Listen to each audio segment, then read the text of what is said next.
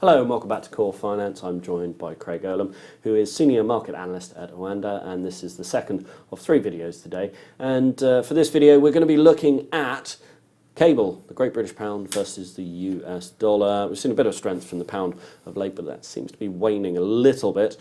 Just talk us through what the chart is telling us. Well, I speak to a few people, and I understand the Bank of England has talked about raising interest rates. I'm still not convinced they'll actually do so, but maybe that's just my own stubbornness.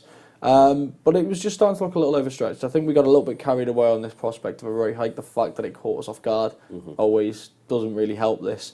We got towards the kind of 136, 136.50s, but you could see that we started to lose momentum around those 136.50s. We had the big rejection candle about a week and a half ago, and again, as with euro dollar, it looks like we formed a mini version of the head and shoulders. It looks far more prominent on the 4-hour chart, but this one does give a better idea of the overall trend. We broke below that neckline, so it looks like we're coming back towards the kind of 132s again. It'll be an interesting test around that kind of 132.70 through 132. You've got the previous resistance, and of course, as I've stated before in these videos, it is interesting the way these pairs, this pair in particular, seems to move in those 200 ranges. You've got 128, 130, 132.